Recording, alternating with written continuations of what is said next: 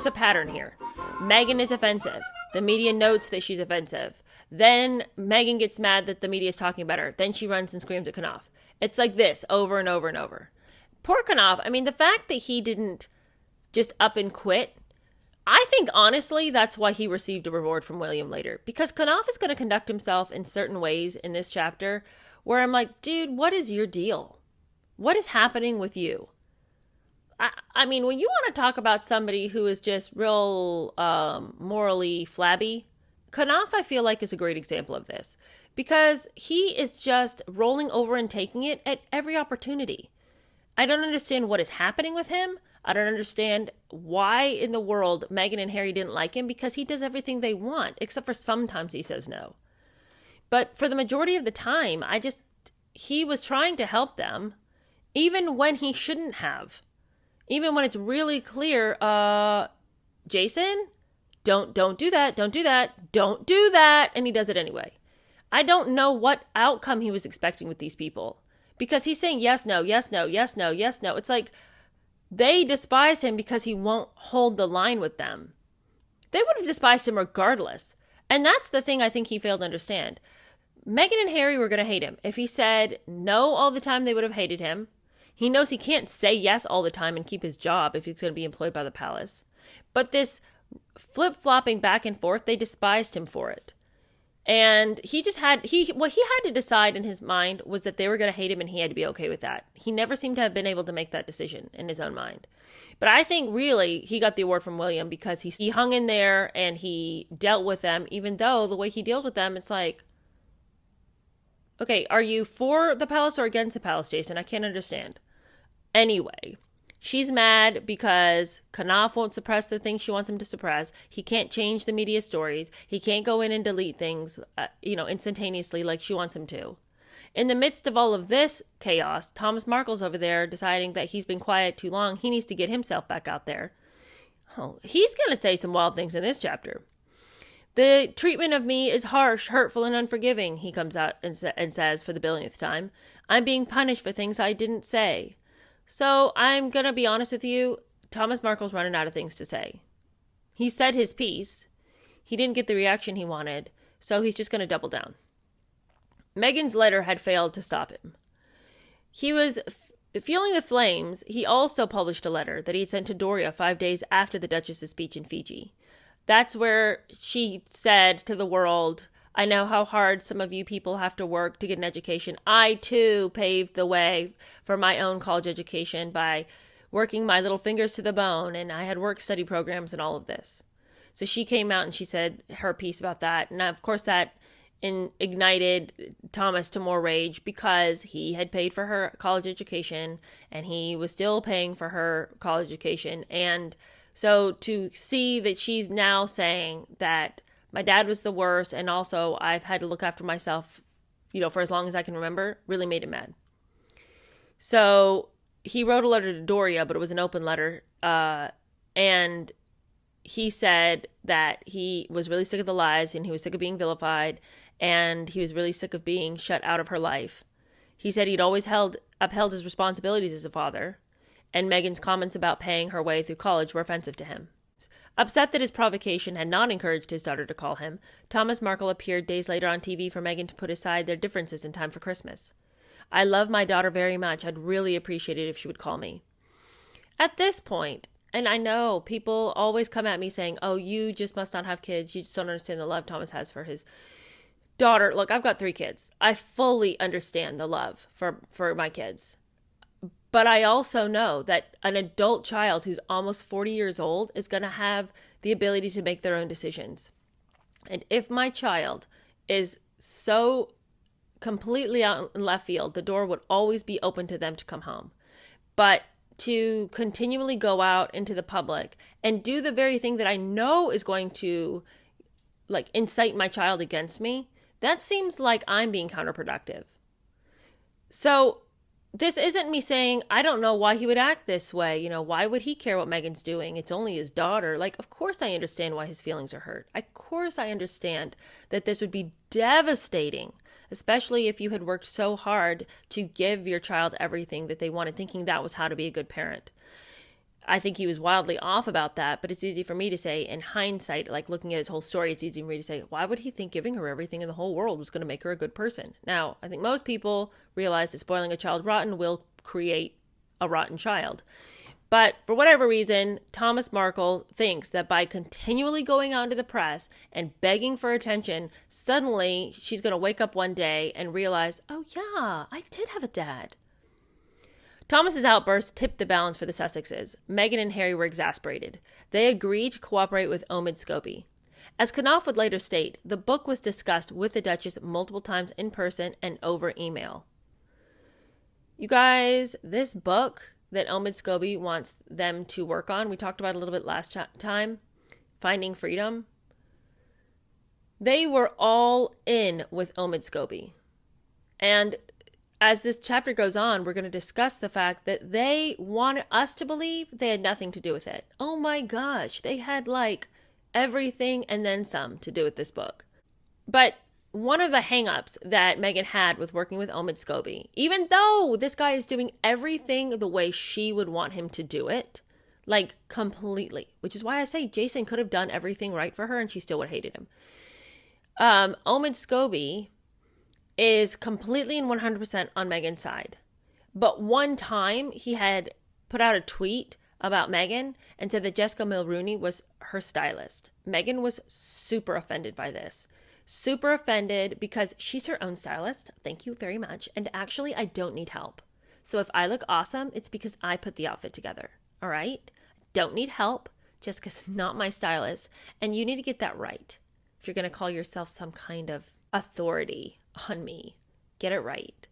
Literally, this is what she says. She had taken offense to the tweet and she contacted Knauf and she's about the book and about working with Omid Scobie. And she said, you know how personally frustrating I find this stylist narrative, as it's the only thing I seem to have any control over, my personal styling.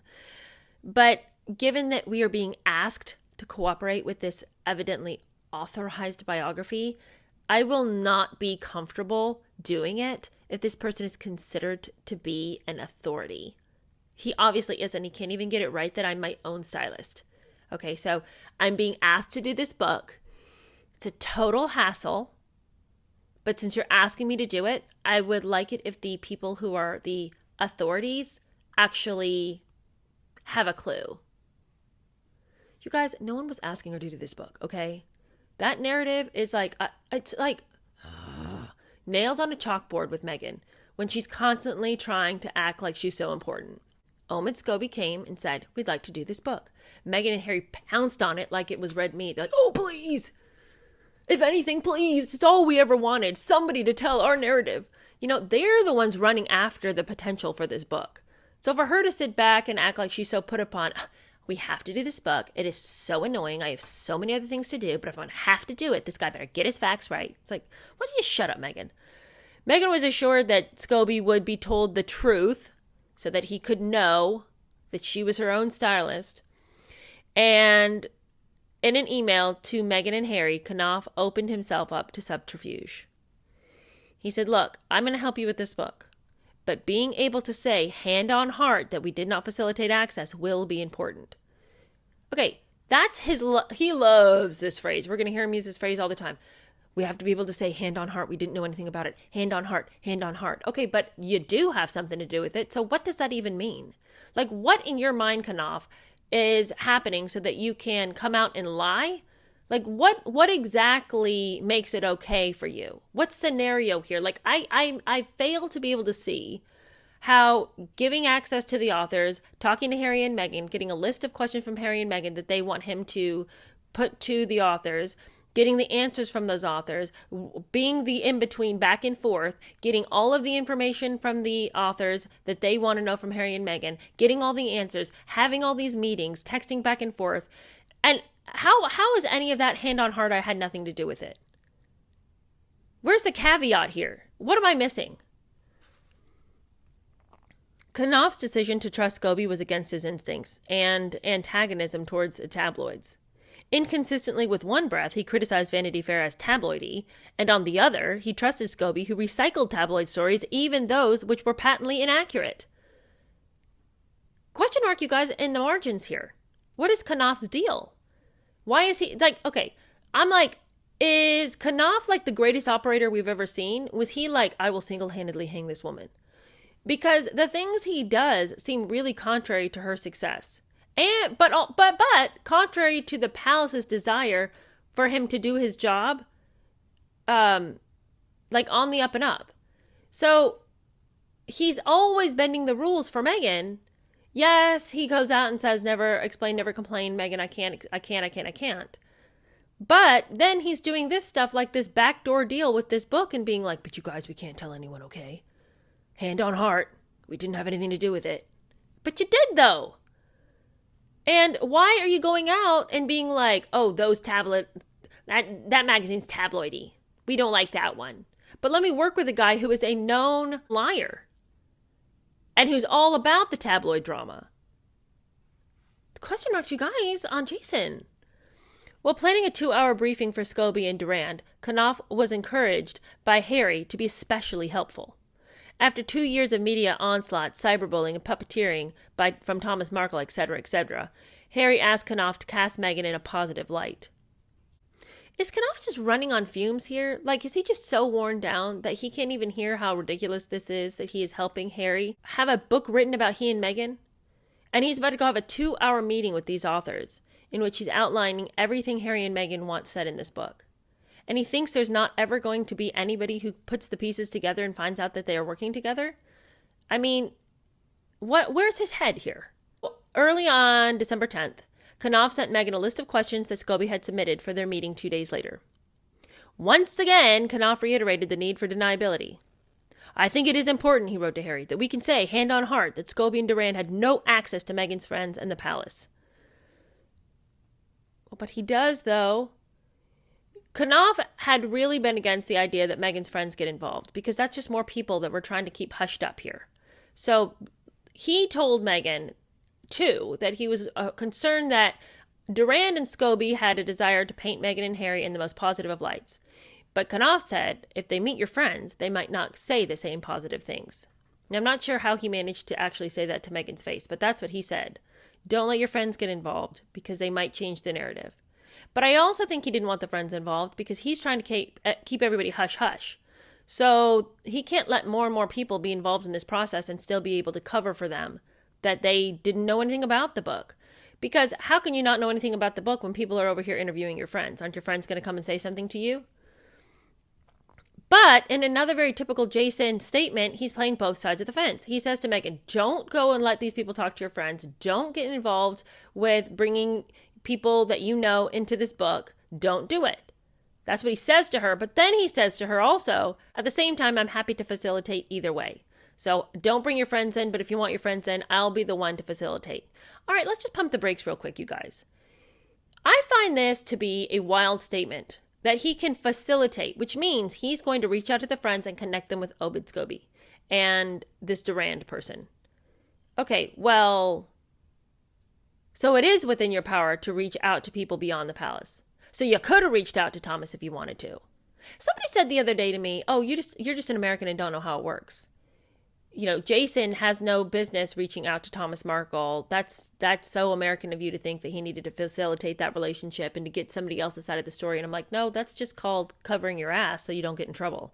And I don't know why Jason didn't reach out to Thomas. I've said this many times. But back to the point of this story. So Jason can facilitate with other people outside of Harry and Meghan. If he can go and reach out to her friends to get them involved in this book, if Meghan so chooses for that to be a reality, then why couldn't he reach out to her actual dad? So he can get to the friends, but somehow there's a wall with the dad? You'll never convince me that it makes sense that Jason didn't talk to Thomas first. Okay, well, anyway, he says, I don't think you should let the friends talk, but I'll facilitate either way. Despite this, Harry agreed with Knauf. I totally agree that we have to be able to say we didn't have anything to do with it. For Harry to encourage Knauf is really noteworthy. Here they are actively working with people who are very tabloidy, to use Jason's word. And not only is he encouraging Knauf about the book, but he's encouraging Knauf to cooperate. And he says, You giving the right context and background to them would help get some truth out there. The truth is very much needed and would be appreciated, especially around the Markle wedding stuff. You mean especially around the stuff where your wife has just been a raging, out of control jerk? Well, he and Meghan criticized Thomas Markle for speaking to the media. They were doing precisely the same thing. And it isn't like they were speaking to outlets that were considered to be above board. This is Omid Scobie, the mudslinger of the ages. Determined to manage the narrative of the meeting to her advantage, that evening Meghan sent Knauf a 31-point briefing for his conversation with the authors. And amongst the priorities, listed over 2 pages, was a revised biography of her childhood. Y'all, her whole life, she has gone around giving whatever magazine she could get a chance to talk to. If they wanted to talk to her, she would always tell the story about how she was so close to her parents. And she has this whole story that she told Elle, and later she told Vanity Fair, that her parents worked so hard to craft a special world for her where she grew up feeling special. Well, that's why she's such a nightmare. But there was also the story that even though her parents had split up when she was 2, they were always really close. They had gone on vacations together. They had, when her dad would drop her off at her mom's house on Sunday night, they would watch Jeopardy together and they would eat supper together. And it was just like really very little stress in that divorce. And so this is the narrative that has already gone out there. She can't revise it now that it's inconvenient for her, that she said in Elle and Vanity Fair that her parents were great, that they'd loved her very well, that they'd always gone out of their way to make sure that she was not adversely affected by their divorce. But now she wants to emphasize for Knauf that there was no strong relationship there with her dad. I mean, she hardly knew the man. In this 31-point briefing about she and Harry, she had written that she, Meghan, was always referred to as an only child by both her parents and all of her friends through her entire upbringing because the half-siblings were not in the picture by their own choice. Okay, so that is on the actual document that she handed Knauf to share with Omid Scobie. I don't have siblings. I've never been a child that even could conceptualize being part of a larger family because my older half siblings didn't want to have anything to do with me. It was their own choice that they didn't have a relationship with me and never did. What are you talking about? There's so many pictures of her and Samantha growing up. I know Samantha was older than her, and probably at a certain point, was busy doing her own thing. So it's not like they were playing Barbies together 24/7, but it is such a rewriting of the facts, this business about, I didn't even know my half-siblings. Okay. Without explaining that Samantha was crippled in a wheelchair, Meghan also wanted to throw out there that Samantha lost custody of all 3 kids, and they're all from different dads. So as you can imagine, it's, total chaos with Samantha. Yeah, well, probably is pretty hard to parent kids when you're in a wheelchair. Look, here's the deal. I don't know the details surrounding why Samantha lost her children. But I can guarantee you that there's no reason for Meghan to have included that detail in this 31-point briefing that she wanted Omid Scobie to have. That's just being hateful and ugly. You can talk about your childhood. You don't need to talk about Samantha and her, kids by 3 different dads. That's neither here nor there. Yeah, that sounds pretty chaotic. I'm not saying it doesn't. I'm not saying that a lot of things that Meghan's extended family have done are, super conducive to human flourishing. But what I am saying is, what difference does it make what Samantha's doing? Why do you need to comment on this for Omid Scobie? Is it just to be like she's an unreliable narrator? Don't listen to her. She had, 3 kids and 3 dads? I don't know. Meghan also asked Knauf to say about Thomas Markle that Meghan supported her father in spite of his reclusiveness. Despite countless efforts to support him through the last 2 years, they no longer have a relationship. Okay, number 1, what evidence has there ever been of Thomas's reclusiveness? Also, what is this, I support you in spite of your reclusiveness? How is financially supporting your dad impossible because he likes to stay inside? Like, you're acting like against all odds, even though he never darkened the doorstep. I was able to give him a couple of bucks. Can you imagine how I managed it? I'll never know. But even though he's such a recluse, I was able to do it. Crazy, right? What are you talking about? Also, if I was Omid Scobie and I really wanted to do my due diligence, I would be like, really, a recluse? Can you explain more about that? How was he a recluse when he was a lighting director? Kind of hard to work on set when you don't come outside. Anyway, it's all lies on lies on lies. Meghan's trying so hard to double down and recreate her childhood like there's no evidence to the contrary. Meghan also wanted to give her own version of Tiaragate. So she says that there wasn't any arguments and she tried on 5 different tiaras. The Queen said she was the most beautiful bride she'd ever seen in her whole life, and that Meghan was stunning in all of them, and that it was her choice to choose the one she wore for her wedding. This whole story about the emerald tiara, just totally not even true. I didn't want that one, and I didn't throw a fit about it, and so I'm just really not sure what anybody's talking about. The Queen would have given me any of them that I wanted, but I chose the one that I had. I chose that one. Even though she'd already dogged Knauf to continue to fix the stylist narrative, once again on this 31-point paper, she's having him say to them again, I am my own stylist. Please get it right. Jessica Mulrooney has nothing to do with my style. On the eve of this meeting, Harry texts Knauf. And you guys, if I were Knauf, I'd be like incensed with rage over this particular text because it's so condescending to him. Like, he isn't already trying to run a marathon for these people every day, 50 days in a row. Harry has the audacity to text Knauf the night before the meeting and say, are you planning on giving them a rough idea of what she's been going through the last 2 years? If you aren't planning on telling them, can I? Okay, Harry, 2 problems here. The first problem is you're not abreast of what this whole conversation has been about. It's about how Meghan's been having a hard time. So that's problem number 1. Number 2, how are you going to get in on that meeting and go ahead and tell them how bad it's been when you are all about the deniability of having even worked with these people? Like, are you high now, Harry? Are you high now? Because you seem to be missing all the finer points here. Knauf replies, of course.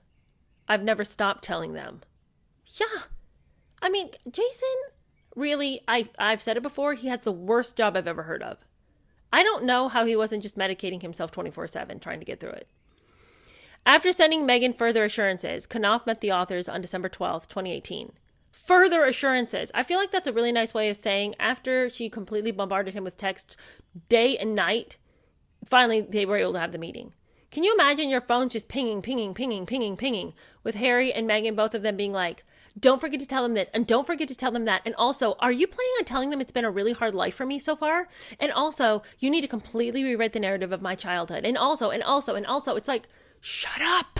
I got it. So Knauf meets the authors. He says he took them through everything in a report that he had with Harry and Meghan the next day, a debriefing with Harry and Meghan to let them know. And he said that he had briefed just as Meghan and Harry had required. The book, said Knauf, would be targeted at an American audience. Very interesting. The audience they thought they still had a chance with. Oh, I'm here to tell you otherwise. The authors, he assured Meghan, intended to position it as a celebration of Meghan that corrects the record on number of fronts. I will stay in close contact with them, Knauf said, and later he added that it was going to be very positive. Meghan was satisfied. Knauf had bent over backwards to help her, and the palace was in overdrive to protect her. One of the things I think is interesting is that I know that Knauf is bending over backwards for Meghan, right? I know he's trying to preserve his job. But I don't know exactly the hiring, like the levels of hiring, who hires who. I don't believe that Harry hired Jason Knauf. I thought the palace hired Jason and gave Jason to Harry, which would mean that isn't Jason's higher up like William's personal secretary or private secretary? So if he's so intent on preserving his job, why is he doing these things that would be considered I guess, like, illegal according to their, like, work code in the palace. You know what I mean? Like, we're not going to engage with the media. We're not going to, never explain, never complain. Like, this is the adage of the office. But we aren't going to work with, it's very, very, very important that we say that we didn't have anything to do with the book. So I'm assuming that it would be very bad if they did have something to do with the book. That's why they have to deny it. So why do I keep getting pushback about Jason? Because, saying, oh, he's only acting this way to preserve his job. But he's not acting in a way that says he wants to preserve his job. He's doing things that are antithetical to what the palace says he should be doing. So which is it? Is he trying to hang Meghan with her own rope? Is he an operator of his own and he's trying to figure out how to, his next step in his career process? Is he trying to get fired? I mean, what is he trying to do here? 2 years later, Meghan would exhaustively claim that neither she nor Harry had cooperated with the author to put out their version of events by means of the book. In a signed legal statement, Meghan added that neither, now listen very carefully to this wording. In a signed legal statement, Meghan added that neither she nor Harry had wished to be involved in any way with the book. That's very different from denial. I didn't wish to be involved in the book, but you were. That is not a statement of denial. That is, I didn't want it to happen, ... but it did, I didn't wish to be involved in the book. Yeah, we know you didn't. That's the whole reason. Like, you're all upset. Actually, here's the thing. You did want to be involved in the book. All right. You loved the fact that there were people who wanted to write an entire book about your victimhood. But she could always come out and say, I had no desire to be in a book. Who wants to talk about how they've been maligned and mistreated? Why would I want that? So yeah, you didn't wish to be involved. All right. That's a nice legal way of saying, but oops, I was anyway. And then this one, listen, prior to his meeting with Scobie, she added, Knauf did not contact Meghan about any matters relating to the book. Well, yeah, because the book deal wasn't on the table. Do you hear how wrong, like how tricky she is? I mean, Knauf never talked to me about a book. ... Except for when the book deal was on the table. She keeps leaving things out of these statements so that what she's saying is true. Yeah, Knauf never contacted me about the book prior to the book deal. Meghan is so shady.